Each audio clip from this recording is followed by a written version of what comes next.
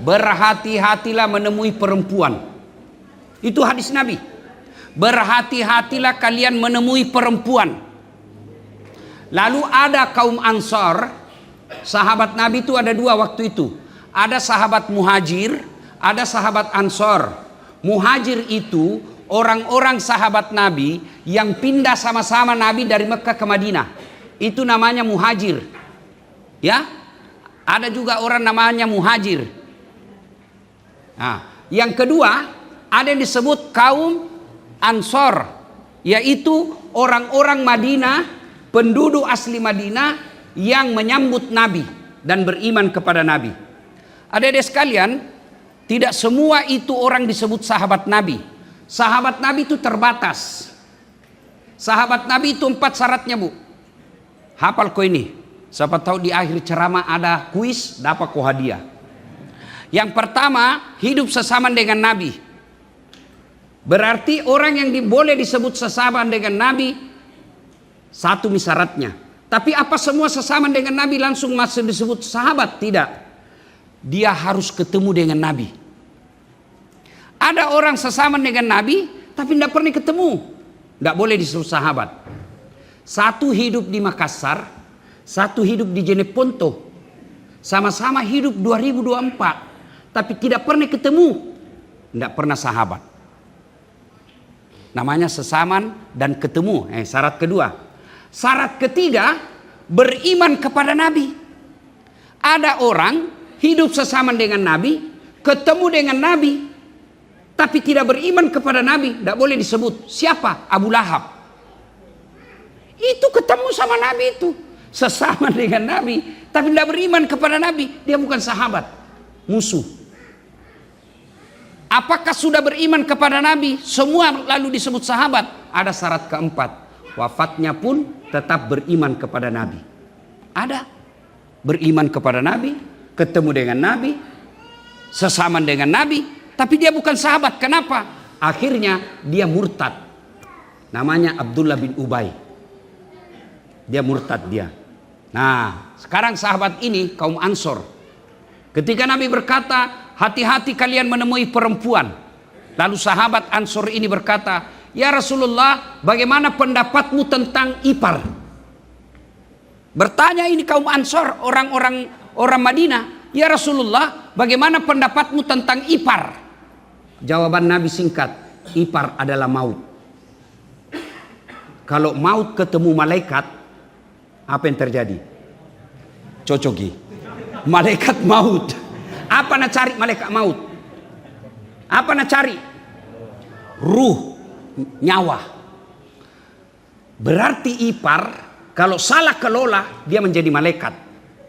Malaikat maut. Apa nak cabut? Bukan nyawamu. Apa? Sakinah. Dia akan mencabut sakinah dalam rumah tanggamu. Apa itu sakinah? Ketentraman jiwa. Nah, kalau rumah tanggamu sudah tidak ada ketentraman jiwa, berarti tujuan berumah tanggamu sudah tidak tercapai. Itulah orang katakan, kalau kita orang Indonesia, kalau ada orang menikah, semoga samawa.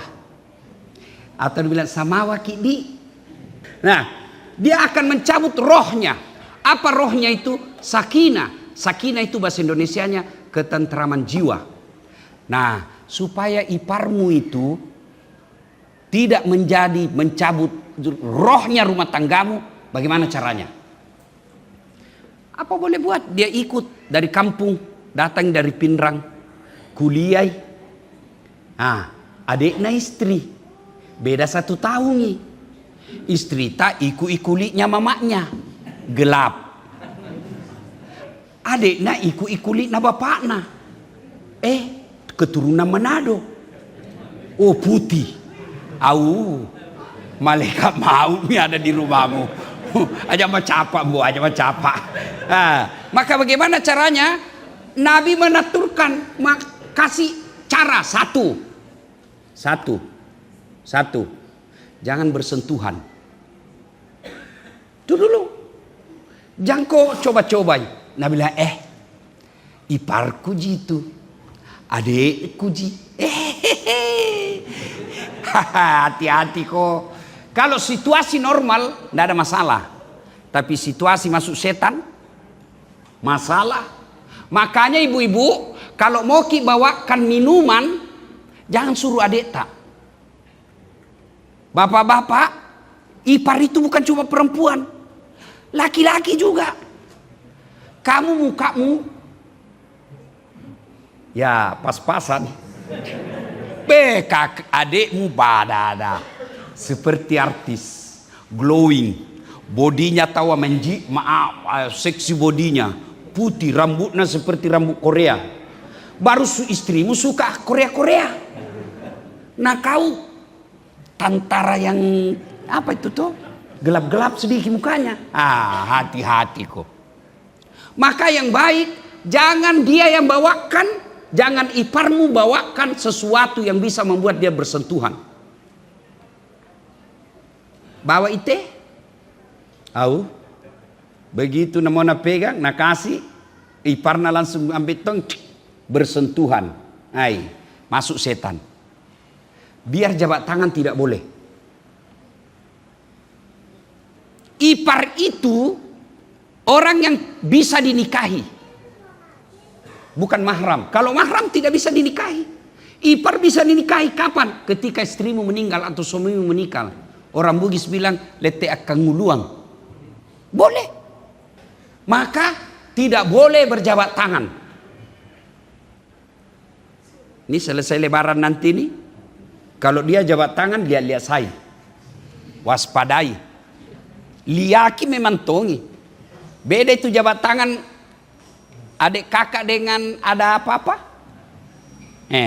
Pertama kalau jabat tangan biasa, lebih intinya jangan nih. Lebih baik begini saja.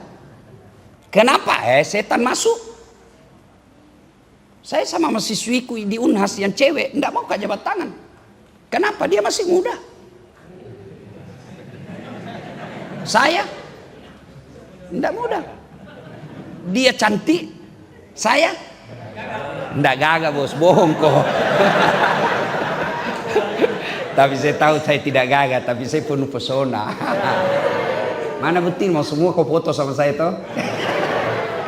Iya, maka saya tidak mau jabat tangan. Kenapa?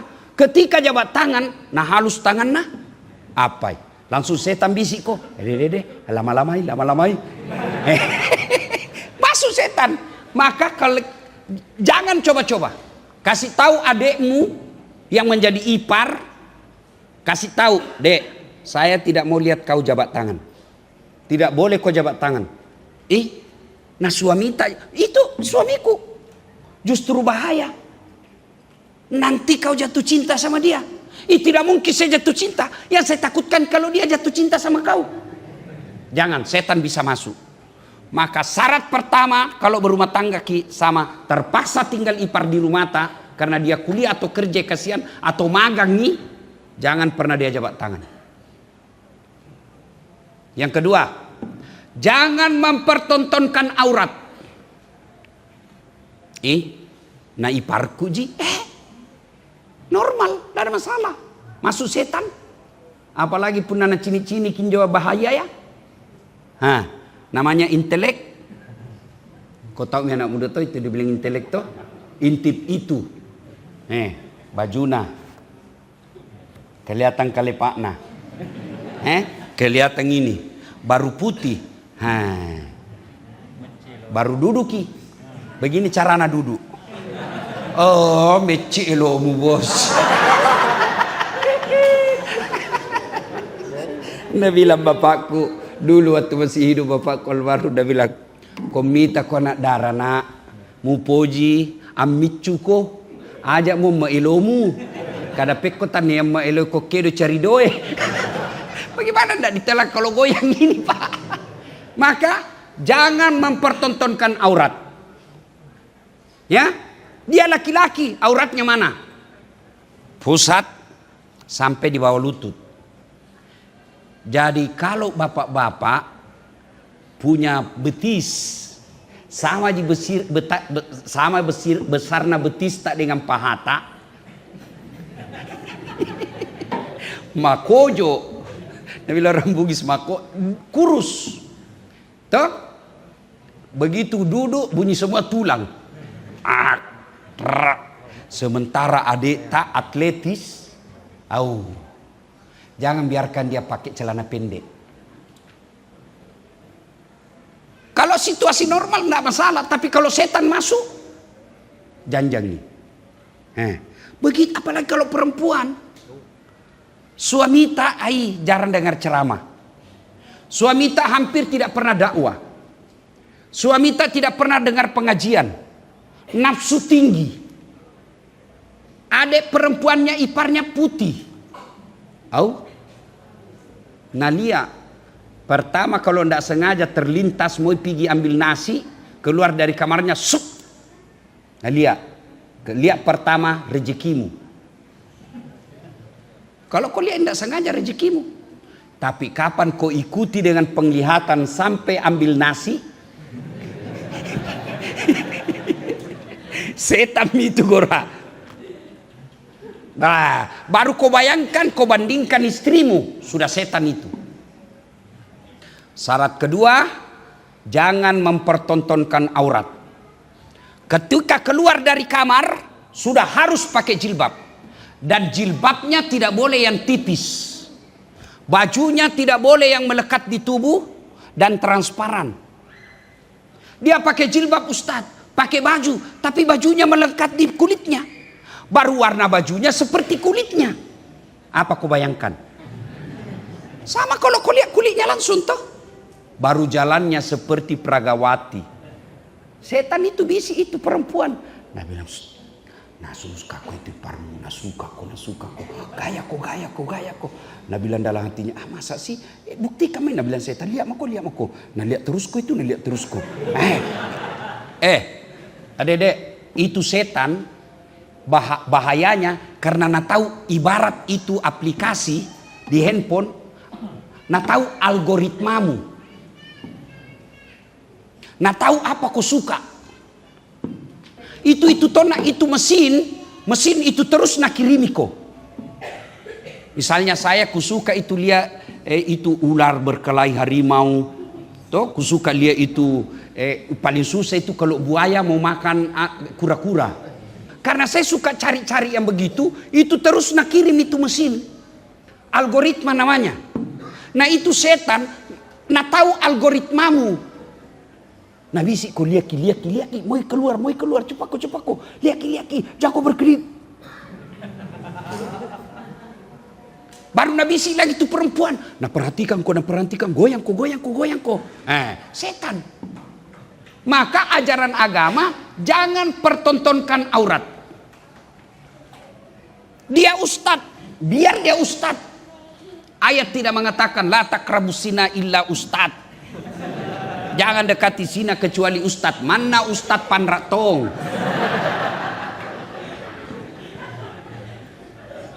Ustad itu iparku. Ustad ketika dia ceramah. Tapi ketika dia berdua-duaan, laki-laki itu. Ajak mu capai mbok. Ajak mu capai. Masolak kau tuh maka solak nih. Ibaratnya istilahnya orang tua aku dulu di kampung, bale mu pasi tongkok coki. You understand? Bale pasi tongkok coki. Tahu? Ikan ada kucing. Ditutup satu tempat. Apa yang habis? Ikan. Itu kalau kau kasih satu rumah iparmu sama suamimu, malah kalah mau. Ya, maka satu tadi jangan bersentuhan. Dua, jangan terlihatkan auratnya. Tiga, jangan biarkan berdua-duaan. Dek, Piko dulu temani itu kakak beli baju, mau lebaran. Apa dipakai? Nah bilang, pakai mako itu motor. Si ganden nih. Maka solako, maka ropo yaco.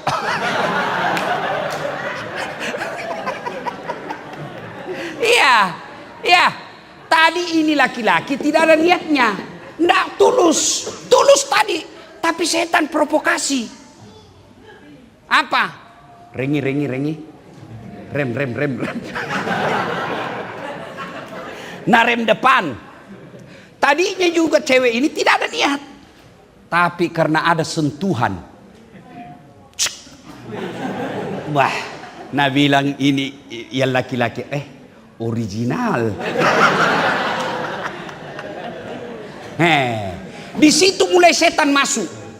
Ketika itu dia respon, setan tahu. Algoritma. Dia tahu, oh saling merespon. Pintu pertama setan sudah masuk.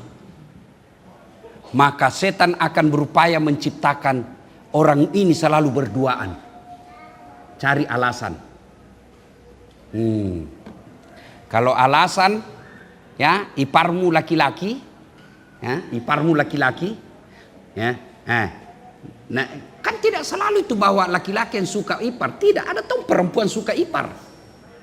Sama aja semua itu. Coba kalau laki-laki, vulgar caranya, perempuan malu-malui. Memendam rindu namanya. Kalau laki-laki kan tidak suka memendam. Iya. Coba lebede. Kalau bertobat itu laki-laki, kalau menangis sih. Perbedaannya laki-laki dengan perempuan. Kalau laki-laki itu menangis, apa nak tutup? Matanya itu.